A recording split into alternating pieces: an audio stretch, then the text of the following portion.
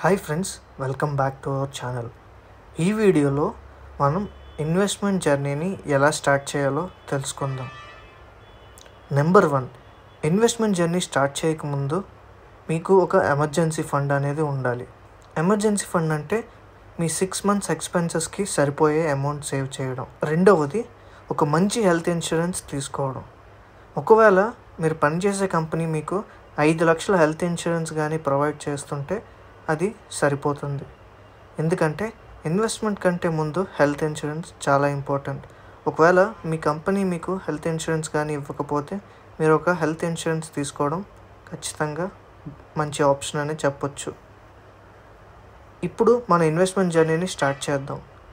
Investments అనేవి future కోసం, అంటే కార్ కొనుక్కోవడం కోసం, house, world trip, children education, children marriage, etcetera. చాలా విధాలుగా ఇన్వెస్ట్ చేయొచ్చు, like FDs, gold, stocks, mutual funds, SIP, etcetera.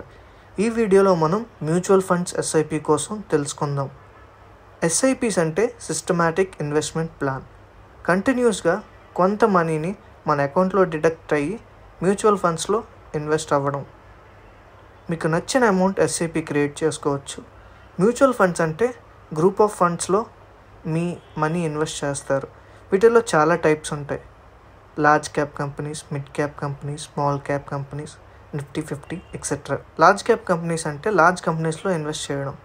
అంటే టాప్ 100 కంపెనీస్ ఏవైతే స్టాక్ మార్కెట్ క్యాపిటలైజేషన్లో లిస్ట్ అయి ఉంటాయో వాటిని లార్జ్ క్యాప్ కంపెనీస్ అంటాం.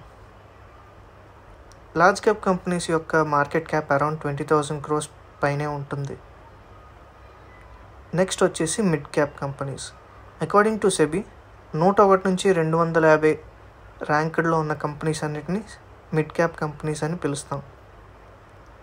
వీటిలో ఉండే ఫండ్స్ని మిడ్ క్యాప్ ఫండ్స్ అంటాం. మిడ్ క్యాప్ ఫండ్స్ వచ్చేసి లార్జ్ క్యాప్ కంపెనీస్ కన్నా కొంచెం రిస్క్తో కూడుకున్నవి. నెక్స్ట్ వచ్చేసి స్మాల్ క్యాప్ కంపెనీస్. ఏవైతే 251 నుంచి కంపెనీస్ అయితే లిస్ట్ అయి ఉన్నాయో వాటిని స్మాల్ క్యాప్ కంపెనీస్ అంటాం.